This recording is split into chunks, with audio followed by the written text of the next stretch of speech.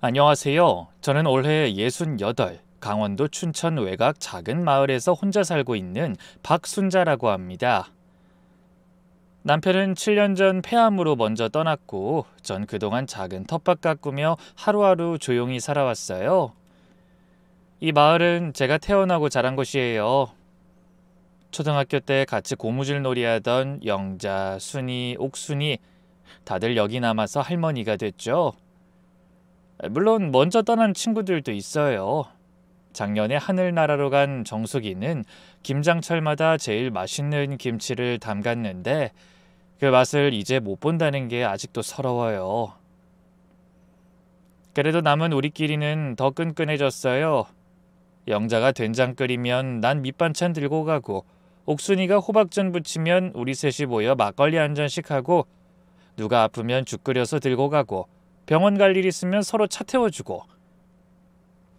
순자야, 우리가 여기서 70년을 살았는데 어디가 더 좋겠어? 영자가 늘 하는 말이에요. 맞아요. 서울 간 자식들이 올라오라고 해도 안 가는 이유가 다 있죠. 여기엔 내 평생의 추억이 있고 내 사람들이 있으니까요. 남편 산소도 여기 있고 우리 부모님 묘도 여기 있고, 비록 혼자지만 남편이 남긴 연금이랑 텃밭에서 나는 것들 팔아 생활하는 데는 큰 무리가 없었습니다. 그런데 작년 봄, 아들 대회가 갑자기 찾아왔어요. 어머니 오랜만이에요. 며느리 은지가 환하게 웃으며 제 손을 꼭 잡더라고요.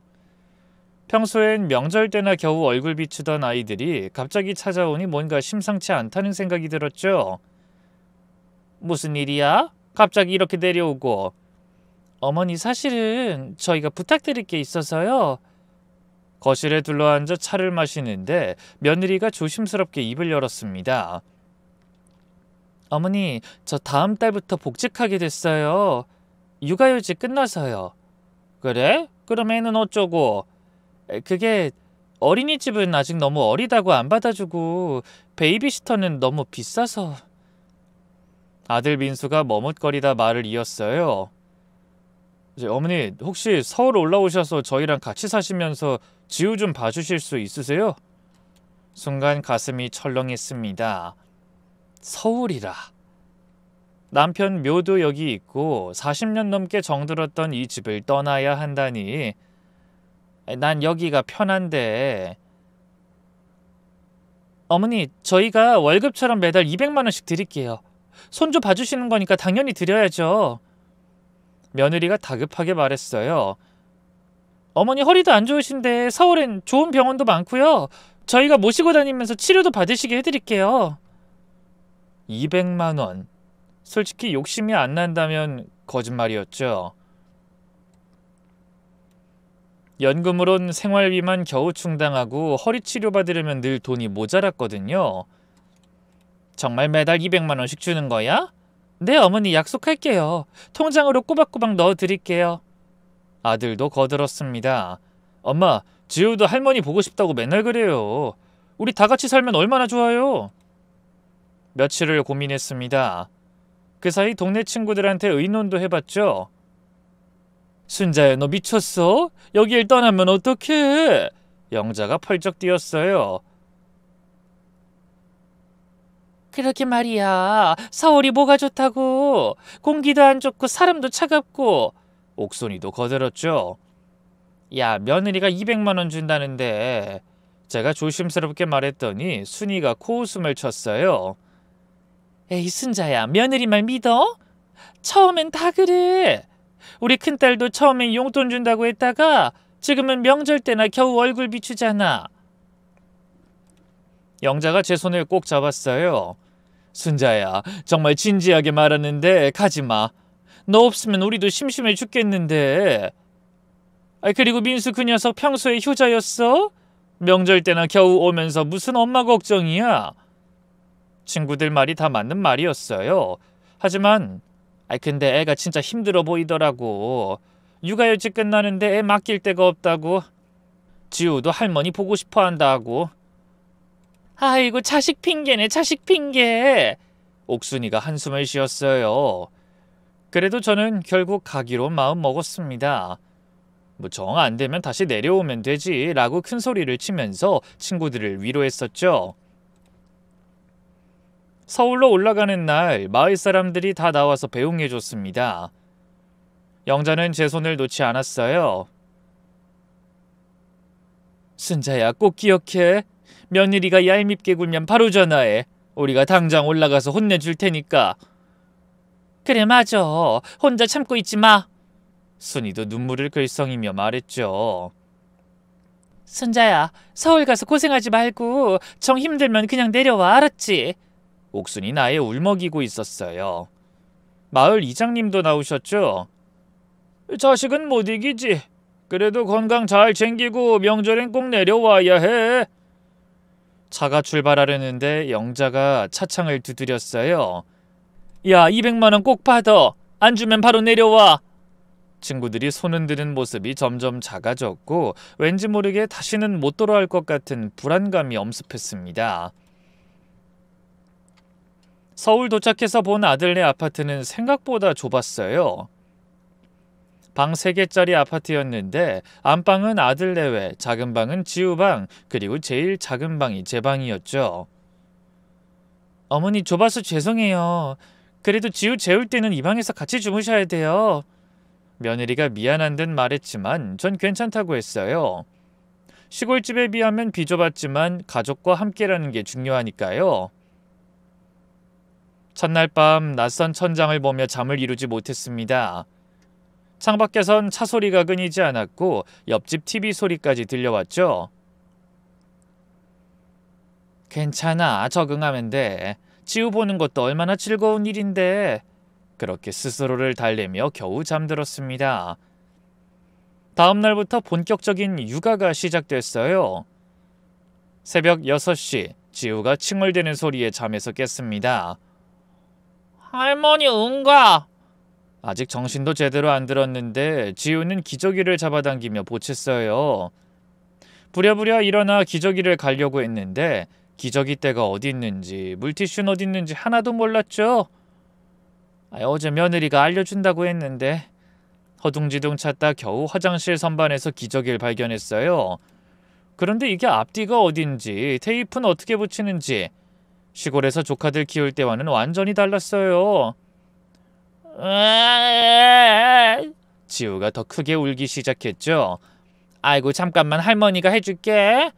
땀을 뻘뻘 흘리며 겨우 기저귀를 갈았는데 이번엔 분유를 달라고 했어요. 엄마! 엄만 회사 갔어. 할머니가 우유 타줄게. 부엌으로 가서 분유통을 찾았는데 분유를 몇 스푼 넣어야 하는지, 물 온도는 어떻게 맞추는지 아무것도 몰랐어요. 분유통에 적힌 글씨는 너무 작아서 안 보이고 그때 며느리가 부엌으로 들어왔죠. 출근 준비를 다 마친 모습이었죠. 어머니, 뭐 하세요? 분유 타려고 하는데. 벌써요? 지우는 아침엔 이유식 먹어요. 분유는 간식으로만요. 그래? 근데 이유식은... 며느리가 냉동실을 열어 봉지 하나를 꺼냈어요. 여기 있어요. 전자레인지에 1분 30초 돌리면 돼요. 너무 뜨거우면 식혀서 주시고요. 그러고는 핸드백을 들더니 어머니, 저 늦었어요. 오늘 회의가 있어서 지우 부탁드려요. 하고는 휙 나가버렸어요. 잠깐, 은지야. 기저귀는 몇 시간마다, 목욕은... 하지만 이미 현관문이 닫힌 뒤였어요. 순간 막막했습니다. 혼자 담겨진 부엌에서 울고 있는 지우를 보니 눈앞이 캄캄했어요. 이유식 데운다고 했지? 전자레인지 버튼도 복잡해서 이거 누르면 되나 저거 누르면 되나 결국 아무거나 눌렀더니 삐 소리가 나면서 작동했어요. 그 사이 지우는 의자에서 내려오려고 몸부림치고 있었고 저는 한 손으로는 지우 잡고 한 손으로는 이유식 데우고 정신이 하나도 없었어요. 겨우 이유식을 먹이고 나니 이번엔 놀아줘 하면서 장난감을 들고 왔죠. 아이고, 이걸 매일 해야 한다니. 그날 저녁 며느리가 밤 9시가 넘어서야 들어왔어요. 어머니, 지우는요? 겨우 재웠어. 오늘 하루 종일 보채서. 낮잠을 안 재우셨구나. 낮잠 안 자면 저녁에 더 보채요. 낮잠을 재워야 해? 몇 시에? 며느리가 피곤한 표정으로 말했어요. 보통 1시쯤이요. 그리고 내일부턴 오전에 산책도 시켜주세요. 안 그럼 밤에 안 자요. 그제야 깨달았어요. 며느린 처음부터 제게 자세히 알려줄 생각이 없었던 거예요. 그냥 알아서 하라는 거였죠. 그렇게 일주일이 지났어요. 매일이 전쟁 같았습니다.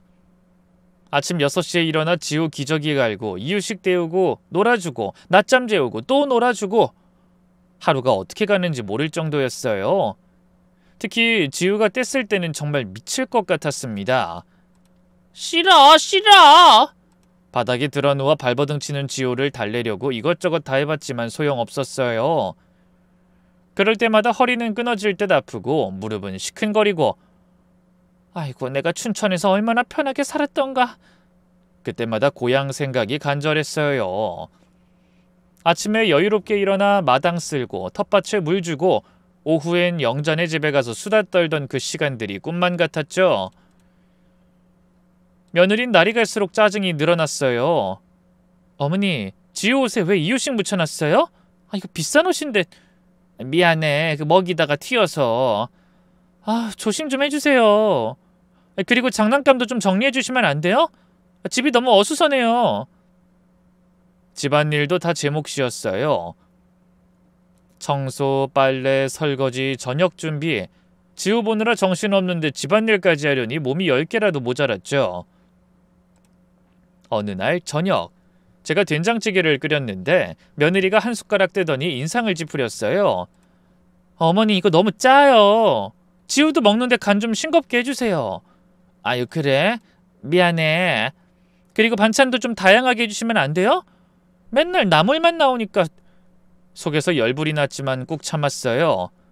월급 200만원, 200만원을 속으로 되뇌며 참았죠. 아들은 더했어요. 퇴근하고 들어오면 바로 방에 들어가서 나오질 않았어요. 민수야 저녁 먹어. 네 나중에요. 피곤해서. 지우가 아빠 하고 달려가도 아빠 피곤해. 할머니랑 놀아 하고는 문을 닫아버렸어요. 한 번은 제가 힘들어서 소파에 잠깐 앉아 있었는데 아들이 지나가다 말했어요. 엄마 지우는? 화장실 갔어. 혼자 보냈어요? 위험한 듯. 그 말이 정말 서러웠어요. 하루 종일 지우만 쫓아다니는 게 얼마나 힘든지 잠깐 앉아 숨 돌릴 시간도 없는 걸 모르나 싶었죠. 밤이 되면 작은 방에 누워 천장을 바라보며 눈물이 났어요. 영자는 뭐하고 있을까? 지금쯤 다들 경로당에 모여서 화투치고 있겠지?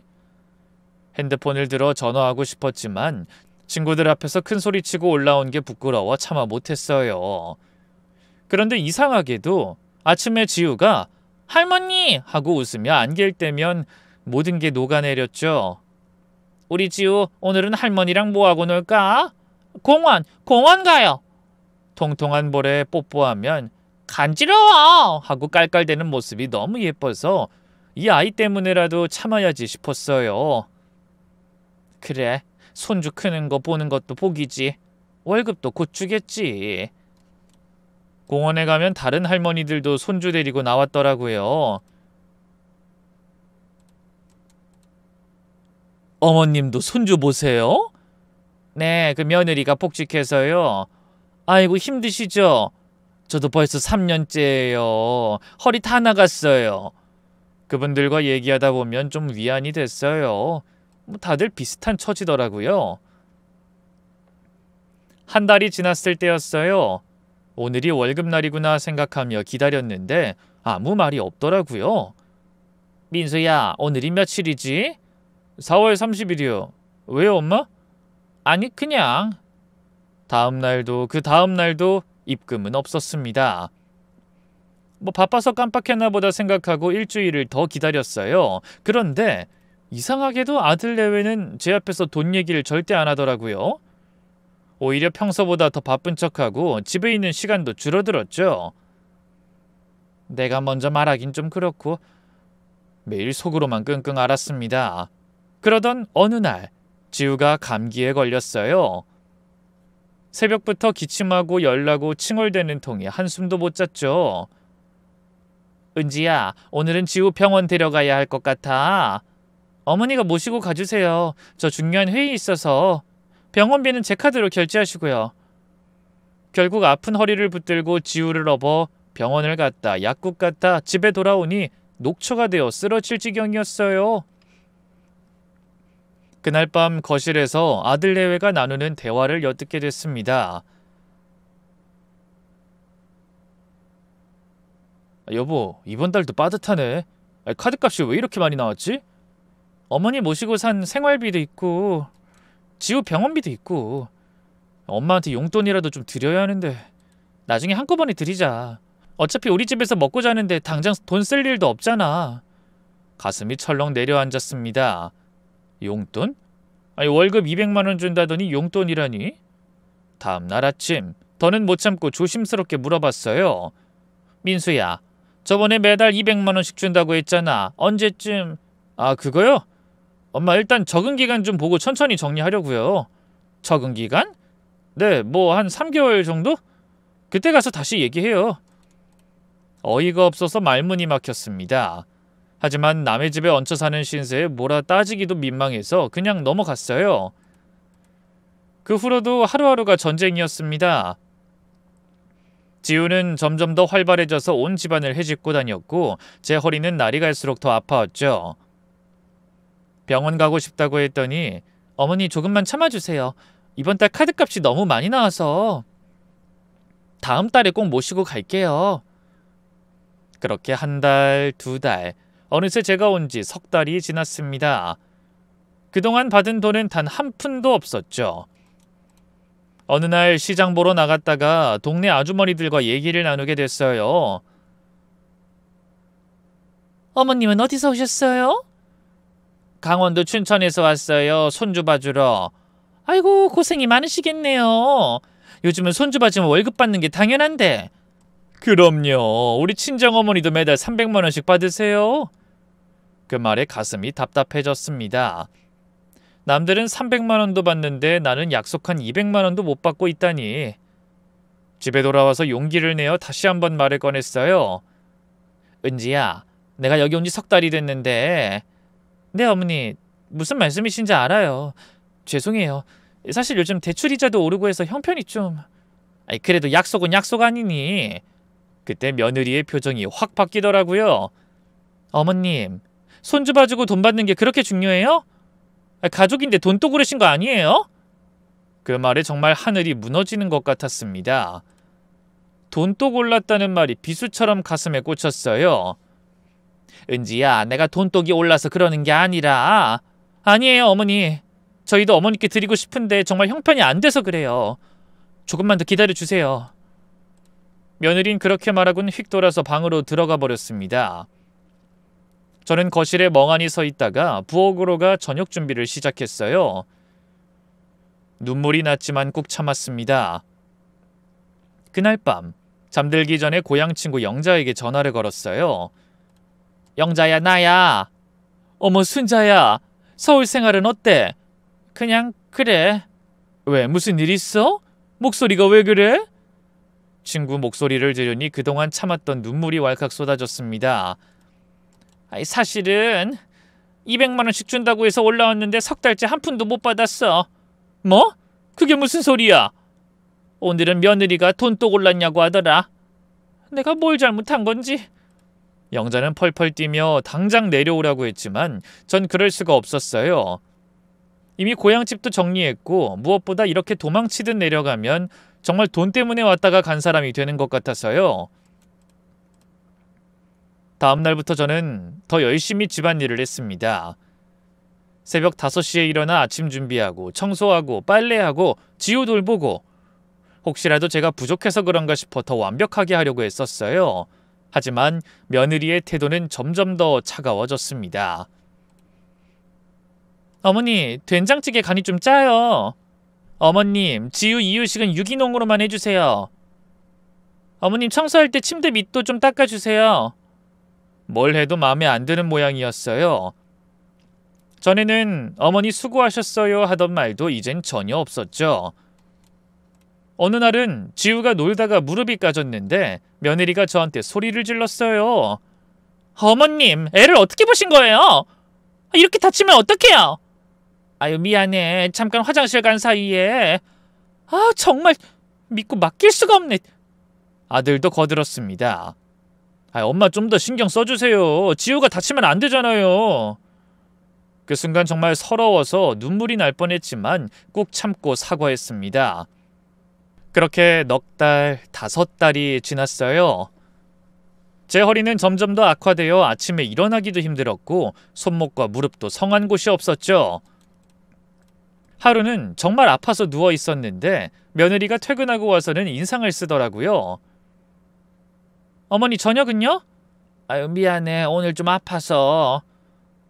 정말 피곤한데 제가 해야겠네요. 그리고는 부엌에서 그릇 부딪히는 소리를 요란하게 내며 저녁을 준비했어요. 일부러 제게 들으라고 하는 것 같았죠. 그날 밤 아들을 불러 조용히 얘기했습니다. 민수야, 엄마가 정말 힘들어. 허리도 너무 아프고. 알아요, 엄마. 조금만 더 참아주세요. 그 200만 원 정말 줄 생각 없는 거니? 엄마, 왜 자꾸 돈 얘기를 하세요? 가족끼리 그게 그렇게 중요해요? 아들마저 그렇게 나오니 정말 막막했습니다. 내가 정말 돈독이 오른 걸까? 가족이니까 그냥 봐줘야 하는 걸까? 그러던 중 동네 마트에서 우연히 옆집 할머니를 만났어요. 그분도 손주를 봐주고 계셨는데 우리 아는 상황이 완전히 달랐죠. 어머님도 손주 보세요? 네, 6개월 됐어요. 전 2년째예요. 딸이 매달 250만 원씩 꼬박꼬박 입금해줘요. 그래도 힘들어 죽겠어요. 250만 원이요? 그럼요, 당연하죠. 남 시켜도 300은 줘야 하는데 우리가 싸게 해주는 거죠. 집에 돌아와서 곰곰이 생각해봤어요. 나만 바보같이 당하고 있구나. 그 무렵 며느리 친정어머니가 집에 놀러왔어요. 어머님, 안녕하세요. 그분은 저와 달리 화려한 옷차림에 손에 명품 가방을 들고 있었죠. 거실에 앉아 차를 마시며 얘기하는데 그분이 이런 말을 하더라고요. 우리 은지가 어머님 때문에 정말 편하다고 하더라고요. 전 일 때문에 못 도와줘서 미안해요. 아니에요. 당연히 제가 해야죠. 그래도 공짜로 시키면 안 되죠. 은지가 제대로 챙겨드리고 있죠. 순간 말문이 막혔습니다. 며느리가 친정엄마한텐 돈 준다고 거짓말을 하고 있었던 거예요. 네. 뭐라 대답해야 할지 몰라 얼버무렸습니다. 그분이 가고 난 후 며느리가 절 불렀어요. 어머니, 왜 우리 엄마한테 이상한 얘기 하셨어요? 난 아무 말도 안 했는데. 표정에 다 나타났어요. 우리 엄마가 뭔가 이상하다고 하시던데요? 며느리는 화난 얼굴로 절 노려봤어요. 앞으로 우리 집 일은 밖에 나가서 얘기하지 마세요. 가족망신이에요. 그날부터 며느린 대놓고 절 무시하기 시작했습니다. 밥상에서도 제겐 말을 걸지 않았고 지우 돌보는 것도 일일이 간섭했죠. 어머님, 지우 기저귀 그렇게 채우는 게 아니에요. 어머님, 분유 온도가 너무 뜨거워요. 어머님, 애한테 그렇게 말하면 안 돼요. 뭘 해도 틀렸다고 하니 점점 위축될 수밖에 없었어요. 그러던 어느 날 집에 혼자 있는데 아들 휴대폰에 문자가 왔어요. 충전하러 놔둔 폰에 화면이 커지면서 내용이 보였는데 여보, 어머님 언제까지 있을 거야? 너무 불편해 죽겠어. 빨리 보내버리자. 며느리가 보낸 문자였습니다. 이어서 아들의 답장도 떴어요. 조금만 참아. 어차피 공짜로 애 봐주잖아. 돈 안 주고 버티면 알아서 내려갈 거야. 손이 떨려서 휴대폰을 놓칠 뻔했습니다. 공짜로 애 봐준다. 버티면 알아서 내려간다. 그 순간 모든 게 명확해졌어요.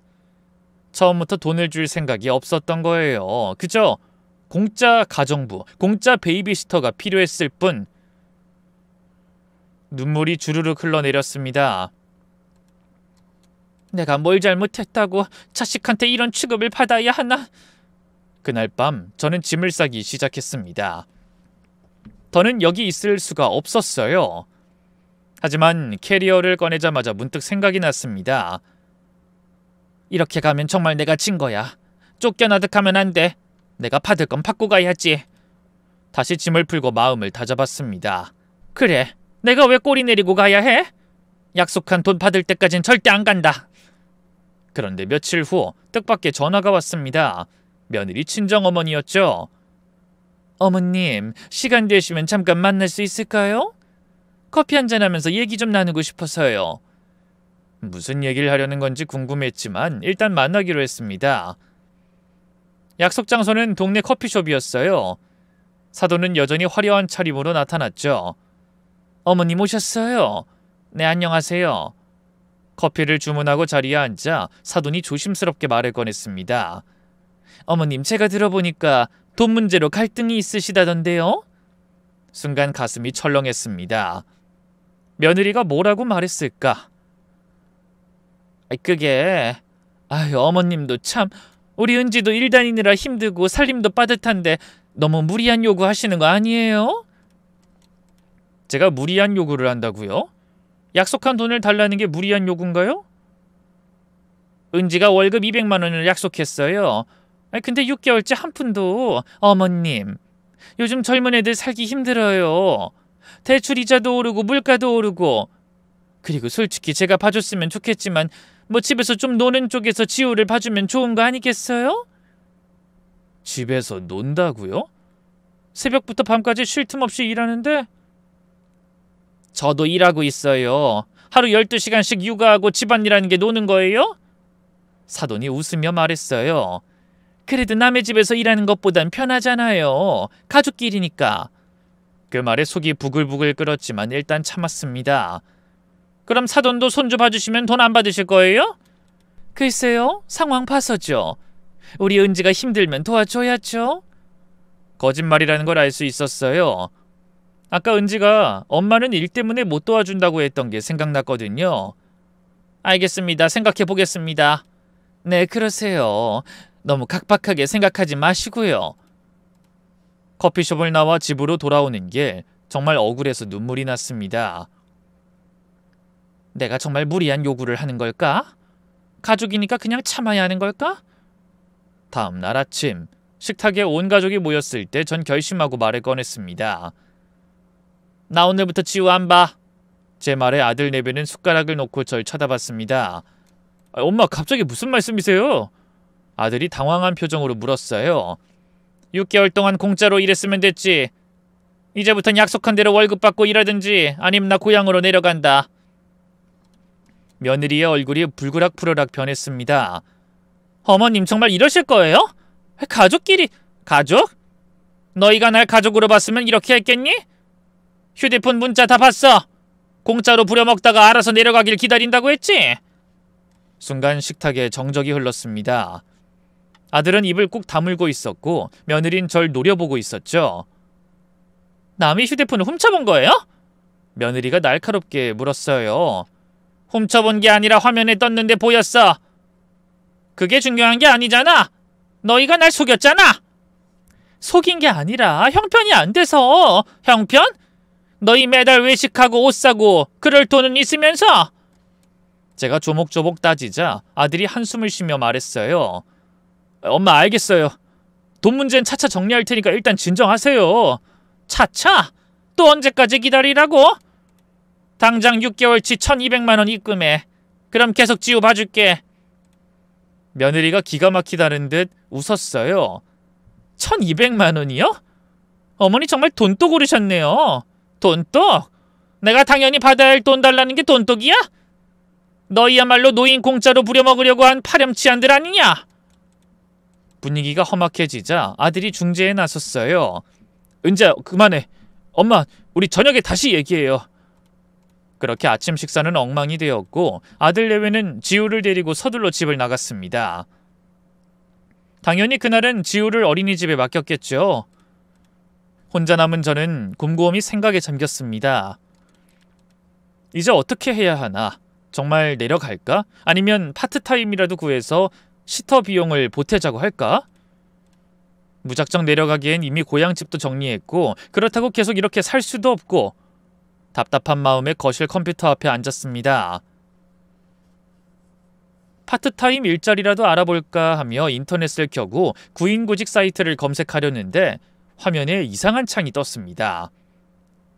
카지노 로얄, 오늘의 행운을 잡으세요.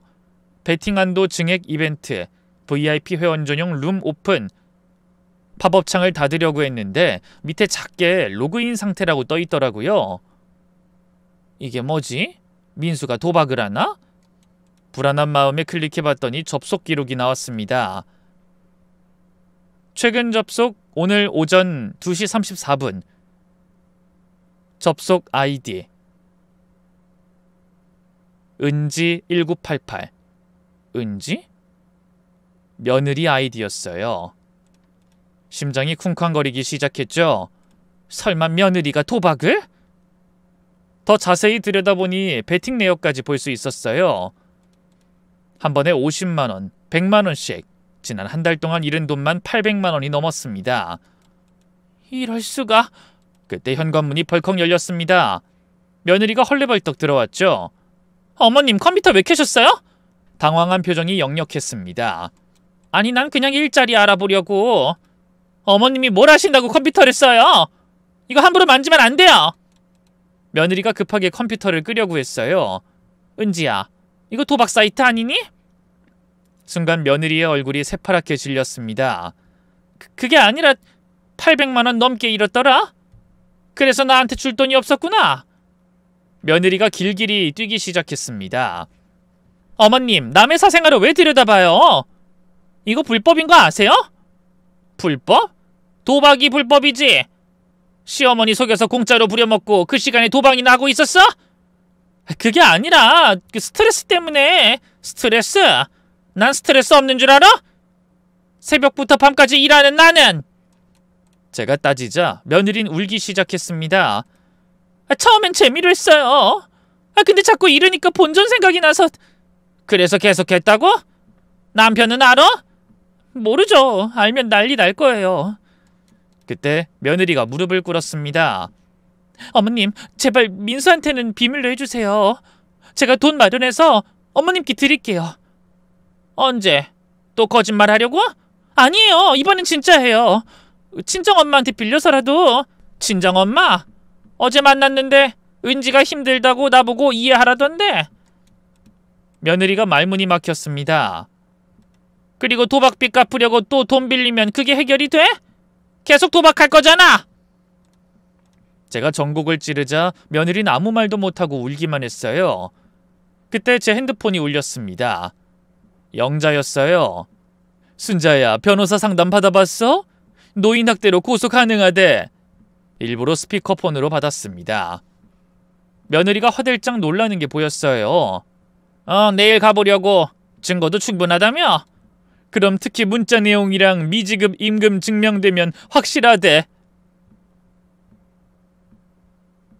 며느리가 다시 매달렸습니다. 어머님 제발 한 번만 용서해주세요. 전화를 끊고 며느리를 봤습니다. 울고 있는 모습이 안쓰럽기도 했지만 6개월 동안 당한 서름을 생각하면 은지야, 난 그동안 참고 또 참았어. 근데 너희 날 속이고 무시하고 이용하기만 했잖아. 죄송해요. 정말 죄송해요. 이제 와서 미안하다고 끝이야? 내가 잃은 건강, 시간, 자존심은? 그때 현관문이 열리고 민수가 들어왔습니다. 퇴근 시간도 아닌데. 무슨 일이야? 은지야, 왜 울어? 민수가 상황을 파악하려 하자 저는 차분히 말했습니다. 민수야, 앉아. 할 얘기가 있어. 그리고 컴퓨터 화면을 다시 켰습니다.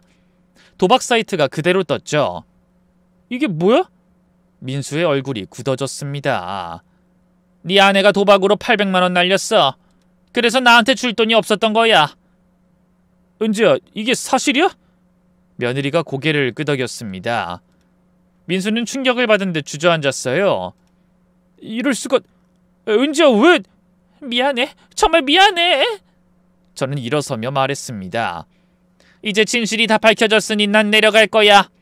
그동안 일한 돈은 꼭 받아야겠어. 민수가 저를 붙잡았습니다. 엄마, 잠깐만. 정리할 시간을... 뭘 정리해? 이미 6개월이나 기다렸어. 더는 못 기다려. 그날 저녁 가족회의가 열렸습니다. 거실에 모두 둘러앉았는데 분위기는 장례식장 같았죠. 민수가 먼저 입을 열었습니다. 은지야, 도박한 게 정확히 얼마야? 며느리가 떨리는 목소리로 대답했습니다. 전부 합치면 3천만 원 정도. 뭐? 민수가 벌떡 일어났습니다. 미안해. 처음엔 조금만 하려고 했는데. 3천만 원이 조금이야? 우리 전세 보증금이야. 그제야 이해가 됐습니다. 왜 그토록 돈이 없다고 했는지. 그럼 카드값이 많이 나온 것도 도박 자금 때문이었어. 민수가 머리를 쥐어뜯었습니다.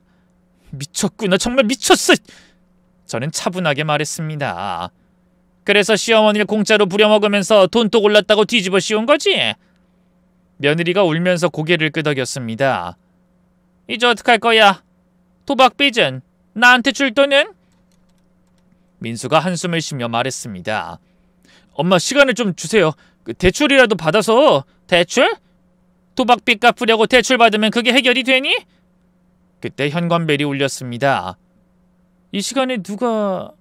문을 열자 며느리의 친정 부모님이 서 있었습니다. 사돈이 다급한 표정으로 들어왔어요. 은지야, 이게 무슨 일이니? 알고 보니 민수가 연락을 했더군요. 상황을 설명하자 사돈의 얼굴이 새파랗게 질렸습니다. 도박? 우리 은지가? 엄마 죄송해요.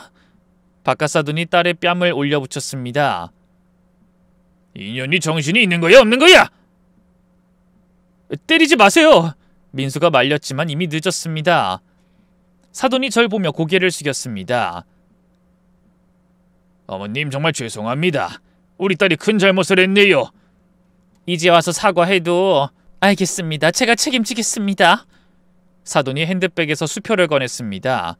여기 1,000만 원입니다. 우선 이걸로. 됐어요. 제가 손을 들어 막았습니다. 어머님, 1,000만 원으로 끝낼 일이 아니에요. 은지 씨는 도박 치료받아야 해요. 그건 당연히. 그리고 전 이제 내려갑니다. 더는 여기 있을 이유가 없어요. 민수가 애원했습니다. 엄마, 제발 한 번만 더 기회를. 기회? 6개월 동안 수없이 줬잖아. 이제 지우는 너희가 알아서 해. 제가 단호하게 말하자 며느리가 무릎을 꿇었습니다. 어머니, 정말 죄송해요. 다시는 안 그럴게요. 일어나. 무릎 꿇는다고 과거가 없어지는 게 아니야. 그때 작은 방에서 지우가 나왔습니다. 할머니 왜 울어? 순간 가슴이 찢어졌습니다. 지우를 안아주고 싶었지만 할머니 괜찮아. 지우야, 방에 들어가 있어. 하지만 지우는 제 다리를 꼭 안았습니다. 할머니 가지 마. 눈물이 왈칵 쏟아질 것 같았지만 꾹 참았습니다. 지우야, 할머니는 할머니 집에 가야 해. 알았지? 싫어. 할머니랑 같이 살래. 그때 사돈이 지우를 안아들었습니다. 얘야, 할머니 보내드려야지. 지우가 울음을 터뜨렸습니다. 할머니, 할머니! 그 소리에 마음이 무너질 것 같았지만 저는 돌아보지 않았습니다. 1,000만 원은 제 통장으로 입금해주세요. 나머지 200만 원은 지우 이름으로 적금 들어주세요. 어머님, 지우한텐 죄가 없으니까 나중에 할머니가 준 용돈이라고 해주세요. 그렇게 말하고 방으로 들어갔습니다. 밖에서는 여전히 소란스러웠지만 저는 조용히 짐을 쌌습니다.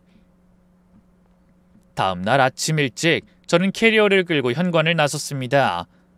민수가 따라 나왔어요. 엄마, 정말 이렇게 가야 해요? 그래, 이게 서로에게 좋은 거야. 지우는 어떻게 해요? 네가 아빠잖아. 잘 키워. 엄마. 그리고 은지 도박 치료 꼭 받게 해. 안 그럼 너희 가정도 망가져. 마지막으로 한 번 뒤를 돌아봤습니다. 창문 너머로 지우가 손을 흔들고 있었어요. 잘 있어, 지우야. 마음속으로 작별 인사를 하고 택시에 올랐습니다. 서울역까지 가는 동안 참았던 눈물이 쏟아졌습니다.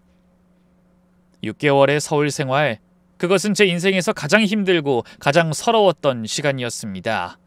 하지만 끝까지 당당하게 맞서고 제 권리를 찾았다는 점에서 후회는 없었습니다. 춘천행 기차에 오르며 영자에게 전화했습니다. 영자야, 나 간다. 정말? 돈은 받았어? 1,000만 원 받았어. 도박 때문에 더는 못 준대. 뭐? 도박? 자초지종을 설명하자 영자가 혀를 찼습니다. 아이고, 그런 며느리였구나. 그래도 진실이 밝혀져서 다행이야. 그러게, 이제 편하게 살 수 있겠다. 기차가 출발했습니다. 창밖으로 서울의 풍경이 멀어져 갔어요. 안녕 서울, 다신 오지 않을 거야. 그렇게 저의 서울 생활은 끝났습니다. 춘천역에 도착했을 때 영자와 동네 친구들이 마중 나와 있었습니다. 순자야. 아, 우리 순자 왔네. 영자가 제일 먼저 달려와 저를 꼭 안았어요. 이 썩을 놈의 새끼들, 그렇게 엄마를 고생시켰다며? 내가 진작 말렸잖아. 옥순이도 눈물을 훔치며 말했어요. 그러게, 자식 키워봐야 소용없어. 우리 때는 부모한테 그렇게 못했는데 요즘 것들은 정이 없어. 맞아, 민수 그놈 내가 보면 뺨 한 대 때려줄 거야. 어떻게 엄마한테 그럴 수가 있어? 순이가 주먹을 불끈 쥐었어요. 친구들의 따뜻한 환영에 그동안의 서러움이 눈물로 쏟아졌습니다. 울지 마, 순자야. 이제 다 끝났잖아. 그 못된 것들한테서 벗어났으니 됐어. 그래, 이제 편하게 살자. 우리끼리 재밌게 살면 되지 뭐. 영자가 제 등을 토닥이며 말했어요. 자식? 자식이 뭐야? 제배 아파 나와서 공부시키고 결혼시켜줬으면 됐지. 이제 우리가 또 뭘 해줘? 천덕꾸러기 취급이나 안 받으면 다행이야. 맞아, 순자야. 이제 자식 생각 말고 너 자신을 위해 살아. 알았지? 영자네 차를 타고 가면서 창밖 풍경을 보니 정말 집에 온 것 같았어요. 근데 집은 어떡할래? 일단 영잔에서 며칠 신세 좀 질게. 1,000만 원으로 작은 집 구해야지. 우리 집에 얼마든지 있어. 혼자 사는데 뭐. 고마운 친구들 덕분에 금세 안정을 찾을 수 있었습니다. 일주일 후 읍내에 작은 원룸을 구했어요. 보증금 500만 원, 월세 30만 원, 남은 돈으로는 생활비와 병원비로 썼죠. 할머니, 허리가 많이 상했네요. 꾸준히 치료 받으셔야 합니다. 서울에서는 엄두도 못 냈던 MRI도 찍고 물리치료도 시작했습니다. 한 달쯤 지났을 때 민수에게서 전화가 왔어요. 엄마, 잘 지내세요? 잘 지낸다. 은지가 도박 치료 시작했어요. 그래, 잘했네. 그리고 지우가 할머니 많이 찾아요. 그래. 가슴이 아팠지만 이게 최선이라고 생각했습니다. 엄마, 추석 때 지우 데리고 내려가도 될까요? 그래, 명절엔 와야지. 전화를 끊고 나니 마음이 좀 편해졌습니다. 그 후로 저는 새로운 일을 시작했어요. 동네 복지관에서 어르신들 도시락을 배달하는 일이었어요. 아유, 순자씨 일 참 깔끔하게 하시네요. 고맙습니다. 열심히 할게요. 하루 4시간, 월 80만 원. 적은 돈이었지만 정당하게 일하고 받는 돈이라 그 어떤 것보다 값졌습니다. 3개월이 지났을 때 뜻밖의 소식을 들었어요. 민수와 은지가 별거를 시작했다는 거예요. 은지의 도박 문제가 생각보다 심각했고 거짓말도 계속했다고. 그래도 지우 때문에 이혼은 안 한다더라. 영자가 전해준 소식이었습니다. 씁쓸했지만 그들의 인생이니 제가 나설 일은 아니었죠. 추석이 되었습니다. 약속대로 민수가 지우를 데리고 왔어요. 할머니! 지우가 제게 달려와 안겼습니다. 아유, 우리 지우 많이 컸네. 응, 할머니 보고 싶었어. 지우를 안고 있으니 그동안의 서러움이 다 녹아내렸습니다. 할머니, 나랑 계속 살면 안 돼? 할머니는 여기가 좋아. 대신 자주 놀러와. 약속! 민수는 봉투를 내밀었습니다. 엄마, 조금이지만. 됐어. 난 이제 돈 필요 없어. 그래도 받아주세요. 제 마음이니까. 봉투를 열어보니 50만 원이 들어있었습니다. 많지 않은 돈이었지만 진심이 느껴졌습니다. 고맙다. 엄마, 정말 죄송했어요. 됐어. 다 지난 일이야. 그들이 돌아간 후 저는 일기를 썼습니다. 오늘 지우를 만났다. 건강하게 잘 자라고 있어서 다행이다. 돌이켜보면 서울에서의 6개월은 내 인생의 큰 교훈이었다. 가족이란 이름으로 당연하게 희생을 요구받았지만 끝까지 내 권리를 지켜냈다. 비록 1,000만 원밖에 못 받았지만 그보다 더 큰 것을 얻었다. 바로 자존감이다. 이제 난 당당하다. 누구에게도 기대지 않고 내 힘으로 살아간다. 1년이 지난 지금 저는 여전히 춘천에서 잘 살고 있습니다. 복지관 일도 계속하고 있고 건강도 많이 회복됐어요. 무엇보다 이 마음이 편합니다. 더는 눈치 볼 일도 무시당할 일도 없으니까요. 민수는 가끔 안부 전화를 합니다. 은지는 도박을 끊었다고 하는데 완전히 회복되려면 시간이 더 필요하다고 하더군요. 엄마 덕분에 정신 차렸어요. 그 엄마가 그때 도박 사실 밝혀주지 않았으면. 그래, 뭐 이제라도 알아서 다행이야. 지난 설날에는 지우가 직접 쓴 편지를 보냈어요. 할머니께. 할머니 보고 싶어요. 빨리 또 만나요. 사랑해요. 지우 올림. 삐뚤빼뚤한 글씨지만 그 마음만은 너무나 예뻤습니다. 편지를 읽으며 생각했어요. 그래, 이렇게 사는 게 행복이지. 며칠 전엔 영자와 함께 온천 여행을 다녀왔습니다. 순자야, 너 정말 잘했어. 그런 며느리한테 끝까지 맞서고.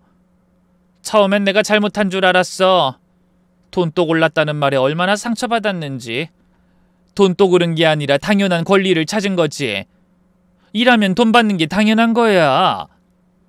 영자의 말에 고개를 끄덕였습니다. 오늘도 저는 새벽에 일어나 도시락을 만들러 복지관에 갑니다. 아이, 순자씨 오늘도 일찍 오셨네요. 네, 어르신들 아침 걸으시면 안 되죠. 일할 수 있다는 게, 정당한 대가를 받는다는 게 이렇게 감사할 줄 몰랐습니다. 가끔 서울 생활이 떠오르면 악몽 같았지만 필요한 시간이었어 라고 생각합니다. 그 시간이 있었기에 지금의 제가 있는 거니까요. 혹시 저처럼 가족이라는 이름으로 부당한 대우를 받는 분들이 있다면 꼭 말씀드리고 싶습니다. 참는 게 미덕이 아닙니다. 당신의 노동은 가치가 있습니다. 당당하게 요구하고 정당하게 받으세요. 이제 저는 그 누구의 며느리도 그 누구의 엄마도 아닌 박순자라는 한 사람으로 살아갑니다. 매일 아침 거울을 보며 말해요. 순자야, 오늘도 힘차게 살자. 넌 충분히 가치 있는 사람이야. 작은 원룸이지만 제 공간이고, 적은 월급이지만 제 노동의 대가고, 혼자지만 외롭지 않습니다. 진정한 가족은 서로를 이용하는 게 아니라 서로를 존중하는 거라는 걸 이제야 깨달았습니다. 앞으로도 저는 당당하게 떳떳하게 제 삶을 살아갈 겁니다. 그리고 언젠가 지우가 크면 할머니의 이야기를 들려주고 싶어요. 사람은 누구나 존중받을 권리가 있단다. 가족이라도 그 누구라도 너를 함부로 대하게 두지 마라. 오늘도 춘천의 하늘은 맑습니다. 저는 이제 정말 행복합니다. 여기까지가 제 이야기입니다. 들어주셔서 감사합니다.